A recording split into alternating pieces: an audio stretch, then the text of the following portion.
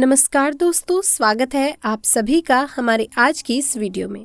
दोस्तों, नागमणि एक रत्न की तरह होती है जो काफी ज्यादा चमकदार होती है। इच्छाधारी नागों के पास ये नागमणि होती है जिससे वो किसी का भी रूप धारण कर सकते हैं और कहते हैं कि यदि नागमणि इंसानों को मिल जाए तो वो कुछ भी कर सकते हैं।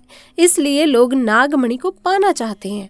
कहते हैं जब 100 साल की तपस्या नाग पूरी कर लेता है तब उसे ये नागमणि मिलती है जो भोलेनाथ उसे स्वयं देते हैं, और 100 साल हो जाने के बाद एक नाग इच्छाधारी नाग या नागिन हो जाता है। इससे हम ये समझते हैं कि हाँ, इच्छाधारी नाग नागिन होते हैं और नागमणि उन्हें रूप बदलने में मदद भी करती है। पर दोस्तों, वो इंसानों से दूर रहते हैं क्योंकि इंसान लालची होते हैं और इसी वजह से वो इंसान से बचकर रहते हैं। उनकी माने तो इच्छाधारी नाग नागिन जंगलों में पाए जाते हैं और वो एक जोड़े के ही रूप में रहते हैं। कहते हैं यदि तुम नाग को मार दो तो नागिन बदला जरूर लेती है और 7 जन्मों तक उस व्यक्ति का पीछा नहीं छोड़ती, और यदि नागिन को मार दिया जाए तो नाग बदला जरूर लेता है। इसलिए इंसान उनसे डर कर रहते हैं और इच्छाधारी नाग नागिन शिवजी के सबसे बड़े भक्त होते हैं और इन्हें शिवजी में बहुत ही आस्था होती है। दोस्तों, आज मैं आपको एक ऐसी घटना के बारे में बताने जा रही हूँ जब नागमणि के लालच में आकर एक इंसान ने एक इच्छाधारी नाग को मार दिया और इसका बदला नागिन ने बड़े ही भयंकर तरीके से उस इंसान को मार कर पूरा किया। तो दोस्तों, वीडियो में आगे बढ़ने से पहले महादेव के जो परम भक्त हैं वो कमेंट बॉक्स में पूरी श्रद्धा से लिखें जय महाकाल। तो दोस्तों, ये चमत्कारी घटना है राजस्थान के एक छोटे से गाँव अजमेर की। दरअसल दोस्तों, ये घटना घटित हुई अजमेर के रहने वाले एक गरीब किसान के साथ, जिसके माता पिता जब वो बहुत ही छोटा था तब उसे छोड़कर भगवान को प्यारे हो गए। दरअसल दोस्तों, जिस किसान की कहानी मैं आपको बताने वाली हूँ उसका नाम सुनील था। जब वो पैदा हुआ तो उसकी माँ की जान उसे जन्म देते ही चली गई थी और उसके पिता तो पहले गुजर चुके थे। तब दोस्तों, उसके घर के पास एक बुजुर्ग दंपति रहते थे जो कि बहुत ही गरीब थे। उस बुजुर्ग इंसान के पास एक ही खेत था जिसे जोत कर वो अपने घर का निर्वाह करता था। उनका खुद का कोई बच्चा नहीं था। ऐसे में उन दोनों ने मिलकर सुनील का पालन पोषण किया। जैसे जैसे सुनील बड़ा हुआ उसने खेतों का सारा काम करना खुद ही शुरू कर दिया। दोस्तों, सुनील बहुत ही मेहनती था, पर एक ही खेत होने की वजह से उनकी आमदनी कुछ ज्यादा नहीं हो पाती थी। एक दिन जब वो घर वापस लौट कर आया तो उसकी बूढ़ी अम्मा ने उसे जंगल से कुछ सूखी लकड़ियां लाने को कहा। तो दोस्तों, वो लकड़ियां लेने के लिए जंगल में चला गया। उसने जंगल के बाहर की तो सारी लकड़ी इकट्ठी कर ली, परंतु उसने सोचा थोड़ी लकड़ियां और ले चलता हूँ। तो कुछ इस तरह से सोचकर वो जंगल में थोड़ा और अंदर निकल गया। दोस्तों, कुछ दूर जाने पर उसने देखा कि एक बहुत ही विशाल बरगद के पेड़ के पास नाग नागिन का जोड़ा बैठा था। उन्हें देखकर सुनील थोड़ा डर गया। तभी नाग वहां से जंगल के थोड़ा और अंदर जाने लगता है। उसी समय सुनील की निगाह नागिन के पास रखी हुई चमकती चीज पर पड़ती है जो कि नागिन पेड़ के पास आराम कर रही थी। सुनील छुपकर नागिन के पास पड़ी चीज को देखने लगता है और सोचता है कि जंगल में इतनी चमकती चीज कहाँ से आई। तब उसे समझ आ गया कि ये तो नागिन की नागमणि है और ये नागिन तो गर्भवती है। परंतु दोस्तों, सुनील की हिम्मत नहीं हुई कि वो उस चीज को जाकर उठा ले क्योंकि नागिन वहीं पर थी।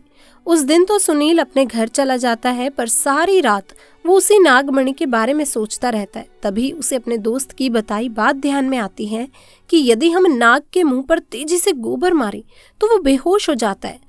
तो दोस्तों, अब सुनील ने सोचा जब नागिन अपने बच्चे को जन्म देगी तभी वो नाग को मारकर नागमणि को चोरी कर लेगा। अब सुनील रोज अपने खेत का सारा काम निपटाकर जंगल में उसी जगह गोबर लेकर पहुंच जाता जहां पर वो नाग नागिन रहते थे। दोस्तों, जिस मौके के इंतजार में सुनील था वो मौका आज उसे मिल गया था। जब नागिन अपने बच्चे को जन्म दे रही थी तभी उसने सांप के मुंह पर पेड़ के पीछे छिपकर गोबर दे मारा। नाग गोबर लगने की वजह से बेहोश हो गया और उसने पास में पड़े एक बड़े से पत्थर को उठाया और नाग को खत्म कर दिया। और अब उसने उसी पत्थर को उठाकर नागिन और उसके बच्चे पर दे मारा। और दोस्तों, सुनील ने नाग के नीचे पड़ी मणि को उठाया और जल्दी से घर की तरफ भाग गया।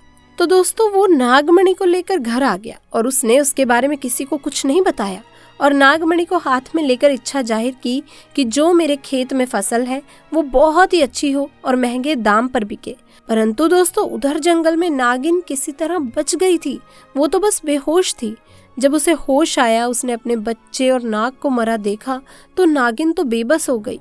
पर दोस्तों, नागिन ने नाग की आंखों में कातिल का चेहरा जरूर देख लिया। कहते हैं कि यदि नाग को कभी मारा जाए तो उसे जला देना चाहिए, क्योंकि नागिन नाग की आंखों में कातिल का चेहरा देखकर जान लेती है कि उसके नाग को किसने मारा है। अब नागिन का गुस्सा 7वें आसमान पर था और उसके दिमाग में बस एक ही शब्द चल रहा था, वो था बदला। दोस्तों, ऐसा करते करते अब उसके पास खेतों की संख्या काफी बढ़ गई थी और उसने अब अपना खुद का घर बहुत ही सुंदर बना लिया। बुजुर्ग दंपति भी उसकी कामयाबी पर बहुत खुश थे, परंतु बस सुनील ही इस बात को जानता था कि ये सब कुछ उस नाग मणि का कमाल है। अब दोस्तों, गांव में हर जगह सुनील का नाम था और उसे गांव का मुखिया भी बना दिया गया। सुनील भी अपना काम बड़ा ही मन लगाकर कर रहा, पर दोस्तों, नागिन अभी भी सुनील से बदला लेने के लिए तड़प रही थी। एक दिन सुनील को किसी काम से अपने गांव से दूसरे गांव जाना था। वो सुबह सुबह अपने काम के लिए घर से निकल गया। तभी दोस्तों, आधे रास्ते उसने एक लड़की को बीच रास्ते में रोते देखा। उसकी उम्र महज 24 साल की होगी। सुनील ने अपनी गाड़ी को रोका और उसने रोने का कारण पूछा। उस लड़की ने बताया कि मेरा नाम किरण है और सड़क हादसे में मेरे माता पिता की मृत्यु हो गई। अब मेरा इस दुनिया में और कोई नहीं है। तब दोस्तों, सुनील ने कुछ सोच कर कहा, कोई बात नहीं, तुम मेरे साथ मेरे घर चलो। दिन ऐसे ही बीतते गए। कुछ दिन में सुनील और किरण में कब प्यार हो गया, सुनील को भी पता न चला। दोस्तों, ये जो किरण थी, ये वही नागिन थी जिसके नाग को और बच्चे को सुनील ने मारा था। वो सुनील से बदला लेने आई थी। एक दिन सुनील और किरण, जो कि नागिन थी, दोनों नदी के किनारे बैठे आपस में बातें कर रहे थे। तभी किरण बोली, सुनील, तुमने ये गले में चमकदार सी चीज क्या पहन रखी है? दोस्तों, सुनील ने उस मणि को ताबीज में डालकर अपने गले में धारण कर रखा था। तो सुनील बोला, कुछ नहीं, बस एक साधारण सा लॉकेट है। परंतु किरण को तो शक हो गया था। उसने कहा, क्या मैं इसे थोड़ी देर पहन सकती हूँ? जिस पर सुनील को गुस्सा आ गया और वो उस पर चिल्लाने लगा। तभी किरण वहां से उठकर चल दी, लेकिन सुनील ने पीछे से आवाज देकर कहा, चलो ठीक है, पहन लो, पर थोड़ी देर में मुझे वापस कर देना। दोस्तों, जैसे ही किरण ने उस नागमणि को धारण किया, वो अपने असली भयानक रूप में वापस आ गई, क्योंकि दोस्तों, वो बगैर मणि के केवल अपना रूप बदल सकती थी। परंतु अब उसके पास मणि थी। उसने सुनील को सारी घटना याद करवाई कि कैसे तुमने मेरा घर संसार मुझसे लूट लिया था और आज मैं तुम्हें नहीं छोड़ूंगी। और दोस्तों, नागिन ने सुनील को डस डस कर मार डाला। अब नागिन का बदला पूरा हो चुका था। वो वापस जंगल में उसी पेड़ वाले स्थान पर चली गई और वहीं पर शांति पूर्वक रहने लगी। तो दोस्तों, इस घटना से ये जाहिर हो जाता है कि नाग नागिन से पंगा भूल कर भी नहीं लेना चाहिए। ऐसे में अगर वीडियो आपको अच्छी लगी हो तो इसे लाइक करें, शेयर करें और चैनल को सब्सक्राइब कर दें, ताकि नई वीडियोस की अपडेट आपको मिलती रहे। मिलेंगे दोस्तों अगली वीडियो में, तब तक के लिए आप सभी का धन्यवाद।